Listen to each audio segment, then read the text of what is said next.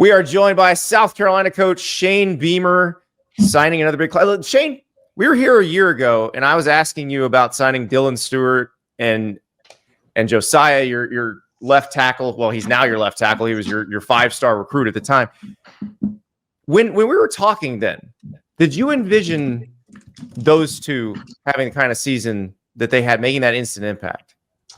I knew they'd have an opportunity. First of all, thanks for having me on. I knew they would have an opportunity to make an impact, to come in and do what they did and do it. I don't want to say easily because it's not easy playing in the SEC, but to adjust to SEC football as seamlessly as they did. That maybe surprised me a little bit, but it just goes back to the, kind of young men they are and their development and what they did when they got here. And then the other thing too is, like a lot of kids do nowadays, they were here in January. They went through spring practice with us, whereas the year before we started 5 true freshmen back in 2023, and 3 of those guys didn't even get here until June before the season. So that really aided their development also. But credit to them, they've been fantastic.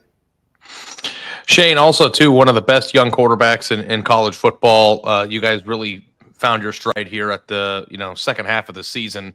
What clicked for Lenoris? What clicked for your team, and how did you guys make the run that you did? Yeah, I think he just continued to get better. I wish I had a great answer for you, but I really think it's as simple as he just continued to get more experience and get better each week and gaining confidence. And then our team did as well as each week went. And people don't realize, or maybe they do, and they just forgot, like, he didn't play a lot of football the first 5 games of the season, if you will. He played game 1 against Old Dominion. He played against Kentucky, but he missed time in the Kentucky game with an injury where he got knocked out for part of the second quarter, I believe. Third game was LSU. He didn't play the whole second half because of injury. Fourth game was Akron. He didn't play at all because of an injury. And then really his first SEC game that he played from start to finish was the 5th game of the season against Ole Miss. And you look at what he did from that game on through the rest of the season, he just continued to improve. And we played cleaner football as a team, but he, along with the other true freshmen that we started, you just alluded to Josiah and Dylan. They started as true freshmen. We started Mazio Bennett, a wide receiver, as a true freshman. We started Mike Smith, a tight end from Savannah, as a true freshman. So a lot of these freshmen just got experience. And I said at the beginning of the season that we would be playing our best football at the end of the year, and that we'd be a different team at the end of the season than we were at the beginning. And that absolutely manifested itself. When you're recruiting this class that you signed today, when you're talking to Xavion Hardy or to Malik Clark or Jaquavius Dodd, is that what you're selling them on? That look at what you can do when you get here, because these guys can do it. Yeah, absolutely. You're talking about the opportunity to come in and play as freshmen, and I tell guys all the time, Andy, like, I realize my job it's to win football games. And if I don't win football games, I won't be here. So I'm going to get the best guys on the field, whether they're a senior, freshman, walk-on scholarship from South Carolina, from Florida. The best guys that give us the best opportunity to win football games are the ones that are going to be out there.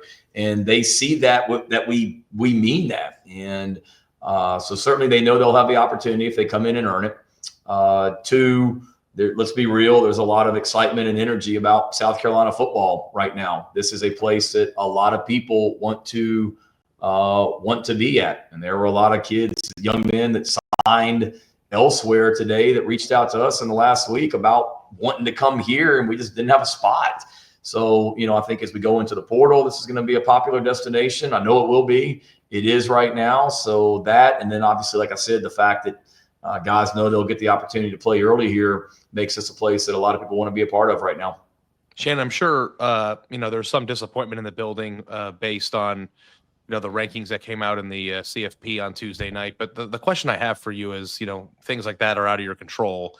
When you list all these young core players that are on your team who are playing well, who developed, who, helped your team reach its stride when it did. I mean, how encouraging is it for you as a program builder to know that a main piece or the main piece of the team will be back next year to try to do this again? Yeah.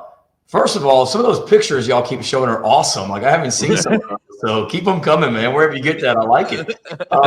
We love the cocky pictures. All the 2000 for people who've never been to Williams-Brice Stadium, the 2001 intro is one of the best in college football. And when they play Sandstorm, no, that's another thing that aided our development this year, or aided our success that we're having today, is all the recruits that were at our home games this season. I mean, we sold out every home game, and whether we were playing a Sun Belt team or a MAC team or a Southern Conference team, we sold it out, and that went a long way. But yes, absolutely. And when you look, I hate it for our seniors that won't be back next year, that they don't get the opportunity, it appears, to go play in the playoff based on what we heard last night, which is disappointment is an understatement on that one. But when you look at who we return, the core guys coming back, the freshmen we have coming in, I've said it all along that, the best days of South Carolina football are in front of us and about to happen. And that wasn't like coach speak that sounded cool at a booster club. I mean, I mean it, that, the way that we're recruiting, the people we have in our program, the way we're developing the young men in our program, that we're just getting started. And we've done some great things in 4 years now, and excited about the future. And we got a lot of great pieces that are returning in 25. So you mentioned the portal earlier, and that you guys are going to be aggressive in the portal as well. How do you balance playing the defense in the portal? Because you obviously have a lot of really good players that people might want to swipe. So how do you keep them and then add to that? Yeah, for one, it's totally different for us now, Andy. I mean, last year at this time we were 5-7 and our season was over, and the excitement, energy level, whatever, wasn't what it is right now. I mean, there were a lot of guys. A lot of the success that we've had this season is because so many of our older guys decided to return and believed in what we were doing and knew we weren't far off. The players that are seniors right now, and then this year it's different in that, guys know what we have coming back, and they know what's in front of us potentially in 25. So, there have been some guys that have left our program because they have the opportunity to go somewhere else and play. And I told them, I want every player in our program to have a good college experience. And if they get the opportunity to go somewhere else and play a little bit more than they're playing here, I'll help them and wish them well. And I've had some of those happen already, and I'm sure there'll be some more before the end of the month. But at the same time, we got a lot of guys that want to be here, and it's a different feeling. This year, we got players on other college teams reaching out to our current players about wanting to come here and play, be a part of what we're doing as well. And that's a little bit different than what it was last year. There's no question about it. But as far as our own roster, I mean, we just, we don't try and have to feel like we have to re-recruit them or anything. It's more just, do what we say that we're going to do in the recruiting process, treat them right when we get here, not change once they sign, and make this a program that guys want to be a part of because they can accomplish all their goals on and off the field. As the construction of the South Carolina program continues under your leadership, Coach, was wondering, the rules during your time too have been changing. The way that teams have to assemble their roster has been changing. The whole idea of having to play defense for players on your team is new. How much has your thought process on talent accumulation, whether it be balance of high school portal kids or how many takes you need or how aggressively you need to play defense, have you seen a evolution in your thought process on how to build your roster in the last few years? Yeah, great question. It's certainly changed. When I took over, you were in the height of COVID, so you're dealing with the ramifications of that when it comes to scholarship numbers and what class a guy is, and COVID years, and not being able to go out and recruit when I got hired. And then it gets into NIL, and there's transfer portal becomes more prevalent. So there's so much that's changed just in the 4 years since I became the head coach. It's crazy.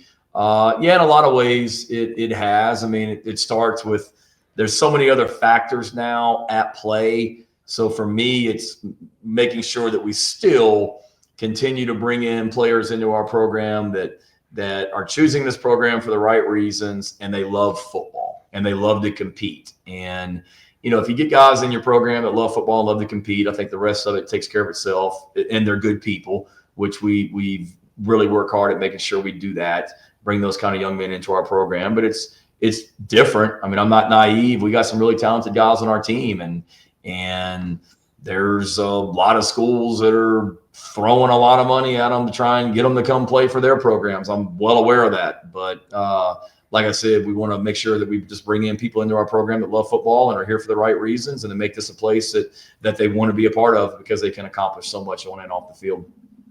How much does it help you sell either to guys who are in high school or that you're maybe recruiting out of the portal, like a person like Nick Emenwari? And I realize that COVID probably kept him a little under the radar during his recruitment, but a local guy who comes to you, blossoms into a superstar. He's got a choice to make after this season of being, maybe a first rounder or coming back.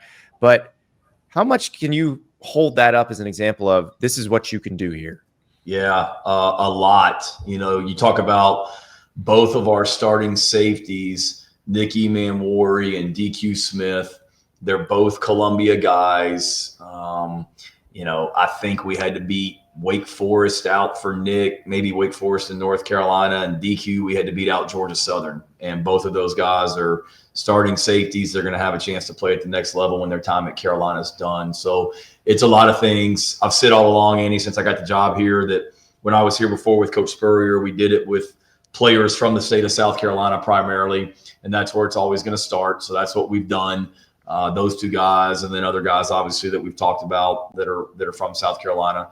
And then being able to develop guys, it says a lot about, one, the young men that we brought in, but two, the strength and conditioning program, the nutrition program, all that stuff that we have here at Carolina in place to develop guys. And those two guys are great examples. Obviously, God blessed them both with a lot of ability naturally when they came here, but to be able to come in here and accomplish everything. And, Nick's a guy that he wasn't a senior last season, but he was a talented player that had opportunities to go other places. And he came back and said, no, I'm not going out like that. I believe in what this place can be. And I want to come back in 2024 and do what we know we can do. So really happy for him, DQ, all those guys that choose to come to South Carolina and are able to accomplish the things they want to accomplish. Shane, for the past 20 years, the SEC has been viewed, and it's probably a fact, it's the deepest and most talented conference in college football. There's a notion right now, and I think we're still trying to figure this whole thing out in terms of the portal and the way that rosters are constructed, that people view the sport as more flat, more balanced in terms of who can pop up and win games. There aren't the super teams that there used to be where, a 2 deep had 8 first-round picks just sitting on the bench. On a week-to-week basis, from the start of your tenure at South Carolina to now, does it feel different at all in terms of the level of competition? Does it feel like there's more parity to you? Why do you think that the results of the games have been what they've been, and is the talent discrepancy gone that used to exist between teams in that conference? Yeah, I don't know if it's a great question, and you're absolutely right. I don't think the talent discrepancy is definitely or necessarily gone.